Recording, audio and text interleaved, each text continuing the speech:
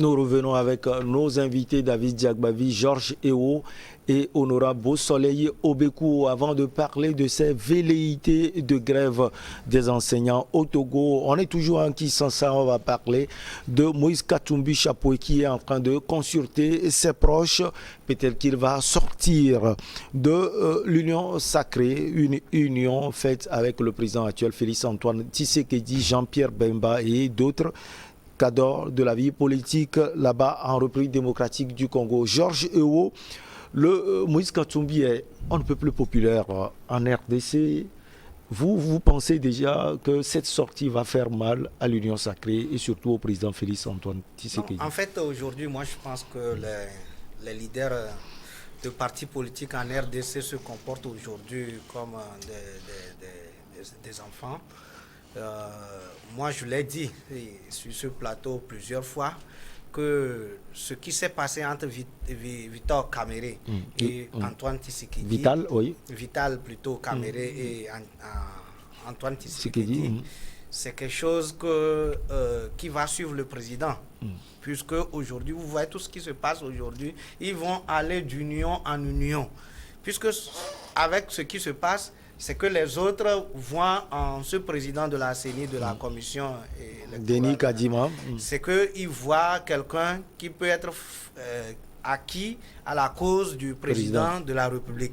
Du coup, ils parlent des élections plus transparentes, plus crédibles, qui permettent que le peuple puisse exprimer son choix.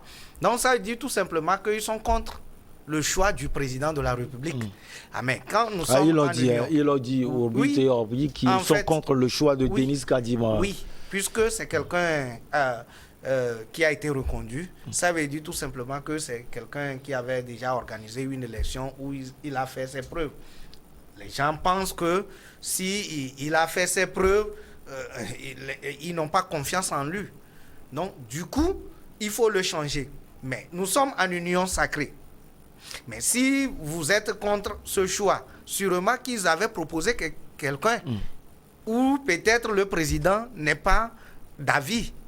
Mais vous savez ce qui se passe véritablement en RDC m'inquiète, puisque on a comme l'impression que les gens vont seulement se focaliser aux choses politiques en laissant le devoir ou bien l'obligation ou bien ce pourquoi ils sont élus aujourd'hui. C'est la population.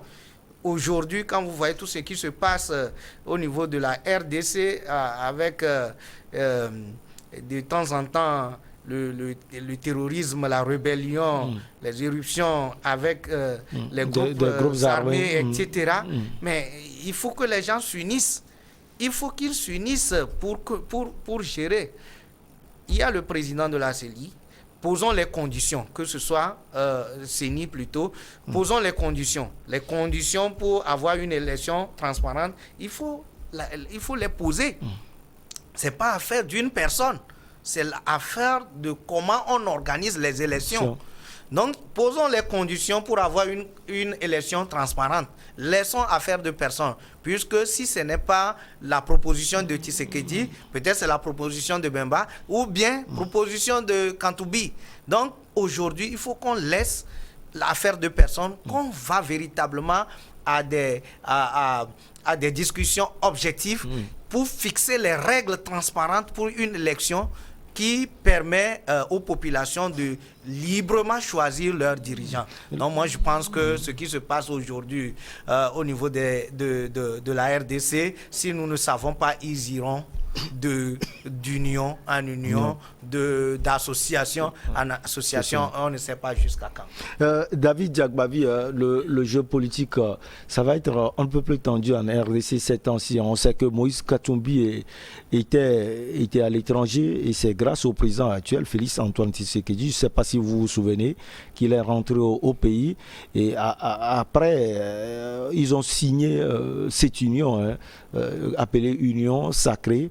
Aujourd'hui, on dit déjà que 80%, il va sortir peut-être de l'union sacrée. Ça risque d'être un coup, non seulement pour le président, mais également pour Moïse Katumbi. Je crois que Tshisekedi devait s'attendre à cela. c'est pas seulement Katumbi qui va sortir de cette union, d'autres alliés. Jean-Pierre Bemba. Les élections présidentielles, c'est dans quelques années. Ça commence par aiguiser les appétits. Ils ont été autour de Tshisekedi pour arriver au pouvoir. Ils ont choisi de prendre leur indépendance pour se préparer et puis participer aux prochaines élections, chacun de son côté. Et donc forcément que ces alliances vont partir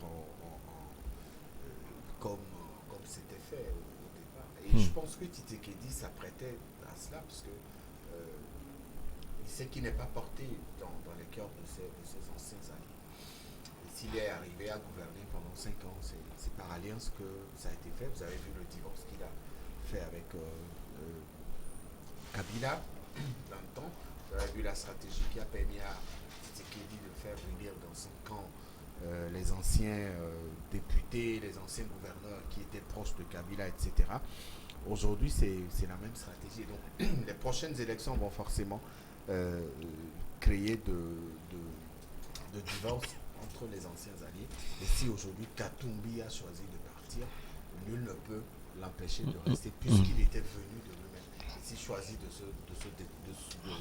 quitter Tshisekedi, c'est forcément une simple raison qui l'a motivé les prochaines élections et Katumbi a envie de participer à ces élections.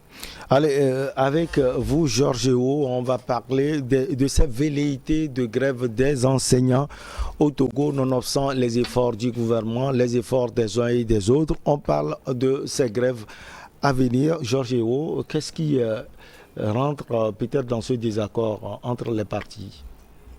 Michel, je voudrais te dire que ces enseignants sont vraiment amnésiques devant les avancées dans ce secteur. J'ai comme l'impression que les enseignants au Togo se comportent comme de vrais gamins. Et comme en RSC, vous l'aviez dit tout à l'heure pour les... De vrais gamins. Je voudrais les politiques dire, aussi. Oui, je voudrais vous dire que pour des gratifications exceptionnelles, ce n'est pas avec une grève qu'on exige son versement ou bien son application. Ce n'est pas avec les grèves, Michel. Et d'ailleurs, voyez-vous, avec les allocations de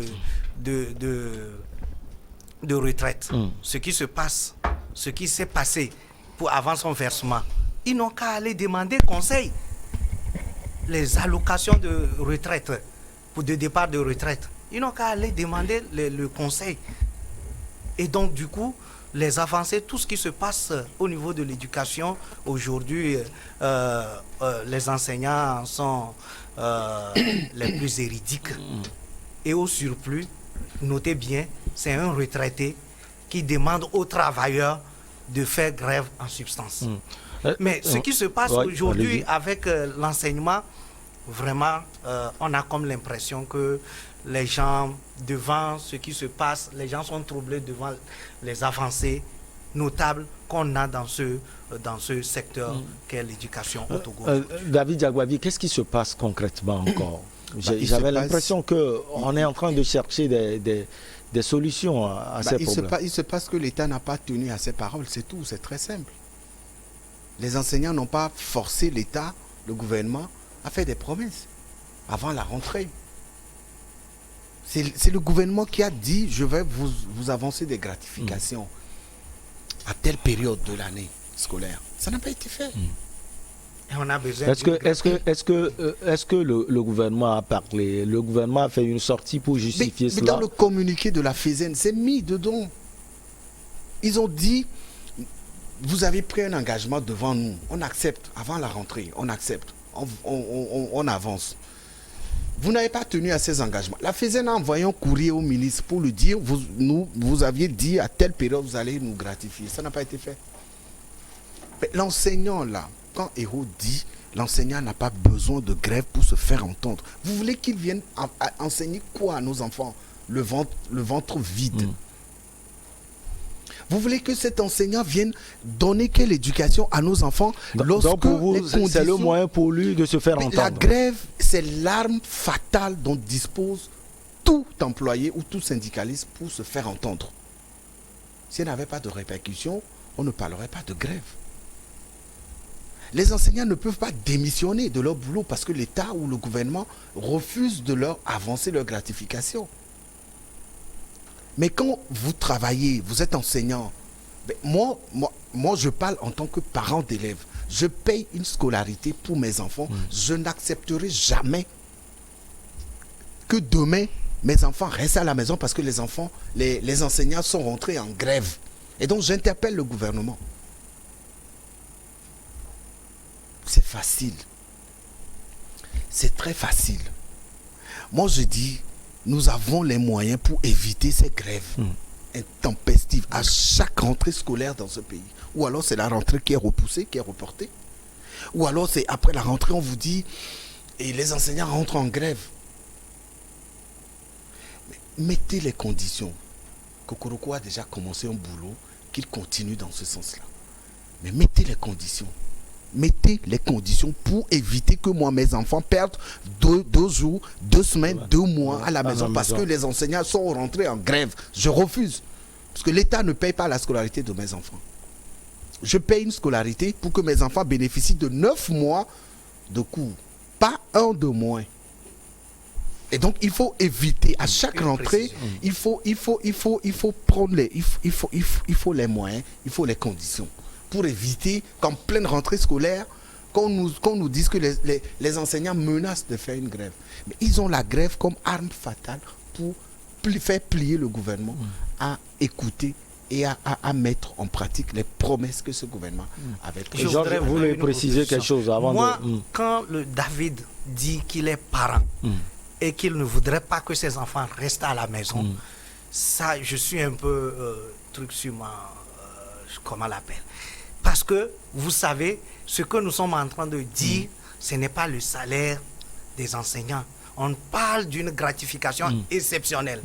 Et les grèves... Et cette gratification a été promise, oui, Georges Eo. Ça a été promis, c'est normal. Oui. Les grèves, c'est au cas extrême. Ce n'est pas à chaque moment, quand il y a une promesse qui n'a pas été respectée, à tout moment, grève. Non, mais celui qui a tenu la promesse, la personne peut sortir pour justifier le pourquoi la promesse n'a pas été tenue. Je pense qu'ils ont déposé quelque chose. Le gouvernement, effectivement, va faire un bilan. Vous n'êtes pas sans savoir aujourd'hui avec les avancées dans l'éducation, comme il a... Et ça, tout le monde le remarque. Quand il a stipulé qu'aujourd'hui, quand il parle des frais, il n'a plus à payer l'écolage de ses enfants aujourd'hui, du cours primaire jusqu'au lycée. Les frais, il y a la gratuité de la formation de l'école. Tu parles du public. Oui. Ces enfants seraient dans une école privée. Et je crois que tes enfants aussi sont dans le privé. Quand on parle des grèves aujourd'hui, c'est pas par rapport au privé. Si nous parlons par rapport au public, par rapport à l'enseignement. Quand nous parlons de ces gratifications exceptionnelles, c'est par rapport aux écoles publiques. Donc ce n'est pas réunie. Oui, mais c'est par rapport à du Togo, par rapport à du public ou du privé. Et c'est la FESEN qui a signé le communiqué. Oui, mais par rapport à la gratification, c'est par rapport aux enseignants. Donc vos enfants peuvent aller à l'école, David. Puisque les enseignants de l'école privée ne bénéficient pas de ces gratifications. Du coup, ils n'ont pas intérêt à faire grève. Mais ce que je voudrais dire, mais aujourd'hui, quand vous voyez la gratuité de l'école publique, les dotations en matériel roulant, pour permettre en matériel roulant, pour permettre à ces enseignants d'être de faire leur boulot. La formation, non, ce n'est pas ça. Mais vous voulez dire que des avancées, la formation des conseillers, des inspecteurs, conseillers, des élèves et conseillers, tout ce qui va se faire et dans les prochaines semaines, les matériels didactiques qui vont être distribués. Et tout ça a quel rapport avec la gratification des Il veut simplement dire que beaucoup de choses sont faites. Ça n'a pas de rapport. Ça n'a pas de rapport avec la gratification, mais ça a de rapport avec les grèves. Avec les grèves. Notez bien, David, il faut pas soutenir. Parce que moi je suis parent, j'ai des neveux, j'ai des nièces, Mais ça me met mal à l'aise pour question de gratification qu'on passe à la grève. Ben, tu proposerais mais quand il va s'agir des arriérés de salaire, qu'est-ce qui va se passer? Héros, tu proposes quelle solution aux enseignants? Je propose que les gens discutent. Mais est-ce que les gens disent qu'ils n'ont pas discuté? Tu as lu le communiqué? Il y a la patience. Jusqu'à quand? C'est maintenant l'école a commencé. Jusqu'à quand cette patience? Non, quand on te fait une promesse. Quand on te fait une promesse. Michel, quand on te fait... On va interroger les députés. Héros s'est écarté totalement du sujet. Et je comprends. Oui, mais jusqu'à quand? À un moment, il faut savoir dire stop. Tu as déjà fait des promesses. À un moment des promesses, il faut savoir dire stop. Et quand vous n'êtes pas capable de tenir vos promesses, allez vers votre interlocuteur. Vous lui expliquez ça. C'est tout ce que moi je dis. Est-ce que c'est à chaque moment qu'il faut, parce que il y a des promesses non tenues, qu'il faut aller à la grève? Bon, on va mais c'est pas normal. Honorable, oui, honorable. En fait, c'est les enseignants, la grève, c'est de leur droit. Ouais. Comme David l'a dit. Normalement. Et quand ils veulent, et ils estiment que c'est nécessaire de le faire. Et la situation du Togo par rapport à l'enseignement, je crois que David vient de le dire, et Ho aussi l'a dit, il y a beaucoup d'avancées. Tout le monde le dit. Et pareil, ça, tout le monde remarque cela. La nouveauté aussi, c'est que nous avons un ministre de l'Éducation qui se bat pour les réformes, David vient de le souligner, il faut l'appuyer. Bon, la grève, que les enseignants prévoient faire maintenant. Ce sont des velléités en tout cas pour le moment. C'est un outil, c'est une arme. Mais il faut, avant d'utiliser cette arme, il faut se demander si l'objectif pour lequel on veut utiliser cette arme sera atteint. Et aussi, quand on parle de l'État, on promet la gratification. Il faut se demander pourquoi cette promesse-là n'est pas encore tenue. Est-ce que c'est aux enseignants de savoir pourquoi, ou bien c'est ceux qui ont tenu la promesse de revenir dire voilà le pourquoi la promesse n'est pas tenue? Voilà, c'est à ceux-là qui ont fait cette promesse-là d'expliquer pourquoi ils n'arrivent pas à tenir ces promesses. Et je crois qu'il y a eu beaucoup de rencontres, et au cours de ces rencontres-là, beaucoup de choses ont été dites.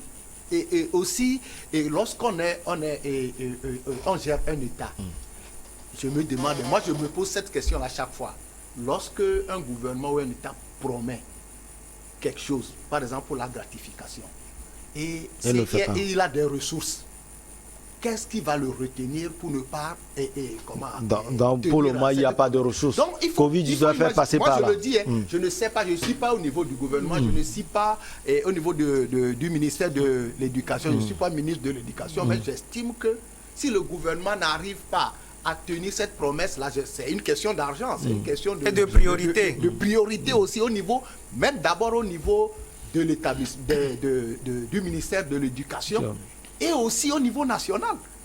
Donc, nous savons aussi, je ne dis pas, les enseignants ont raison de demander, lorsqu'on vous fait une promesse et que vous faites des programmes peut-être sur ce que vous devez recevoir, et que ça n'arrive pas, c'est un peu frustrant. Mais au même moment, nous devons, lorsqu'on est en partenariat et en dialogue, je crois que chaque fois on parle de dialogue entre les enseignants, les syndicats et le ministère. J'estime que c'est ça là, on doit continuer sur cette voie-là. Parce que la grève, ça n'arrange personne. On peut aller en grève. Je ne dis pas que faire grève, ce n'est pas bon pour les enseignants, c'est de leur droit. Mais comme il a dit, c'est le cas extrême. Le cas extrême. Il ne s'agit pas des salaires qui ne sont pas encore versés. Il ne s'agit pas de certains avantages qui ont commencé par être distribués ou bien dont les enseignants bénéficient qu'on coupe. Non. On continue toujours par percevoir ces avantages-là, ou bien leur dû, ou bien leur, comment on l'appelle, ce qu'ils doivent, leur salaire et autres. Mais en dehors de ça, ils nous disent chaque fois, c'est ce qu'on apprend, que c'est le gouvernement même qui a promis. Ça veut dire que si la promesse n'est pas tenue, celui-là qui a eu la volonté de promettre, et que lorsqu'il est en position et il a les moyens de tenir cette promesse-là, pourquoi il va laisser les choses s'envenimer avant de pouvoir... Sauf qu'on peut aussi promettre pour vous pousser à commencer le travail et après, bon, on vous oublie. L'a dit, c'est que pour l'avenir, c'est ce qu'il faut prôner. Il faut quand même recommander que lorsque on n'est pas en mesure, peut-être, dans un délai donné, de pouvoir tenir certaines promesses, de ne pas le faire. Mais le gouvernement, j'estime, et il est de bonne foi, en promettant aux enseignants cette gratification, il est de bonne foi. Et on n'est pas sans savoir que au cours de l'année 2020, l'année 2021, il y a eu beaucoup de situations exceptionnelles qui se sont posées au niveau du budget même de l'État, où il a fallu qu'on fasse des retouches au niveau même de certains postes de dépenses au niveau national. Donc j'estime, moi je crois, que si le gouvernement n'a pas encore tenu cette promesse de gratification, c'est parce que pour le moment, il n'y a pas les moyens. De ressources, ça va venir. Il faut continuer par discuter et dans un bref délai, qu'on puisse trouver cette solution-là. C'est ça, c'est ce que nous pouvons prôner, parce que nous sommes des parents d'élèves, nous sommes aussi, on est aussi soucieux de la condition des enseignants. Qui sont vos frères. Quand les enseignants sont dans les bonnes conditions, c'est que les cours qui seront dispensés à nos élèves, ça va bien passer. Mais vivement que les deux, et le gouvernement et les syndicats des enseignants, s'entendent pour qu'on n'aille pas en grève, mais qu'on trouve une solution déjà à ce problème. David, ce qu'ils disent est en partie vérifié. On a l'impression qu'à chaque moment, on brandit cette menace de la grève pour une petite chose. Est-ce qu'on ne peut pas trouver un consensus autour de cette gratification? Est-ce que les enseignants ont pointé un revolver sur la tempe du gouvernement et lui dire faites-nous une promesse de gratification? Oui. Non, c'est le gouvernement, dans le souci d'apaiser la reprise des cours à la rentrée scolaire dernière, a promis des gratifications à ses enseignants. Maintenant, si vous n'êtes pas capable de réaliser, de concrétiser cette promesse, retournez vers vos interlocuteurs, expliquez-leur. C'est ce qu'ils vous demandent. Venez nous voir, dites-nous, nous n'avons pas de la disponibilité dans la caisse, patientez 2 mois, 3 mois. Et là, votre interlocuteur estimera que vous avez du respect pour lui. Si on leur dit 3 mois, 4 mois, ils vont écouter. Il n'y a pas eu de discussion, de dialogue. Oui, il y avait eu, même dans le cadre du dialogue social, il y avait eu de tout ça. Qu'est-ce qui est sorti de cette discussion? Même des rencontres en dehors des dialogues. C'est le gouvernement qui a fixé un délai pour payer ces gratifications. C'était le 29 octobre dernier. La gratification n'a pas été payée. Et les enseignants, ils ont quand même été humains. Ils veulent lancer une grève du 29 octobre au 1er novembre. Ça fait 3 jours. Hein, enfin, le sens d'humanisme dont je parle se retrouve dans la durée de la grève qu'ils veulent lancer. C'est 2 jours. Hein. C'est pas une grève, une longue grève. Hein. C'est juste une petite grève de 2 jours qu'ils ont annoncé. 2 jours là, ça a des impacts. Pour permettre au gouvernement de se retrouver. C'est facile. Les promesses n'engagent que celui qui les fait. Mais quand vous n'avez pas les moyens, retournez vers votre interlocuteur, dites-leur, messieurs les enseignants, nous vous avions fait une promesse, mais malheureusement on n'a pas de disponibilité. Patientez un moment. Et vous verrez que ces enseignants ne vont pas rentrer en menace de grève. La seule solution, c'est que les deux parties arrivent à prendre l'engagement. Et puis il faut que le gouvernement aussi arrête de faire des promesses s'il n'a pas les moyens de dommage que quelques enseignants Non, c'est pas quelques, c'est la FESEN, la Fédération de l'éducation syndicale. Quelques enseignants ne parlez pas de quelques, c'est la fédération. Sont attachés au passé et troublés par ce passé-là. Alors que le TGV des réformes de l'éducation... Ça, je ne vois pas le TGV. En fait, aujourd'hui, ce qui se passe, c'est que les gens sont troublés. Ils veulent... Peut-être qu'on leur demande, depuis là, il n'y a plus de grève, il y a quoi? Il faut lancer quelque chose de 2 jours au moins. Sinon, en réalité, pour ce qui concerne le 29 ou le 1er, les gens ne doivent même pas gesticuler. Moi, j'ai des grands frères qui sont enseignants. J'ai des frères qui sont enseignants. Et je voudrais que ça soit bon pour eux. Mais à chaque moment, il faut réfléchir à quelque chose. L'honorable l'a dit, au Trésor, il y a toujours l'arbitrage. Vous savez, les ressources des États sont limitées, alors que nous avons des dépenses illimitées. Il y a aussi Covid-19 qui est venu bousculer l'économie de votre pays. Même bien avant Covid-19, que ce soit en France, que ce soit au niveau des États-Unis, en fait, les ressources des pays sont toujours limitées. Les ressources, alors que les dépenses... Ces ressources sont limitées avant qu'on ne fasse la promesse aussi, Georges. Du coup, il y a l'arbitrage. C'est pourquoi je lui demande, est-ce qu'il n'a jamais fait de promesse à son enfant ou bien à ses enfants? Si vous faites une promesse à quelqu'un, oui, on estime que le gouvernement doit sûrement, puisque c'est la rentrée, ils n'ont fait que 1 mois et quelques jours. Et donc, du coup, ce qui va se passer, c'est qu'il faut faire le bilan de ce qu'on a fait.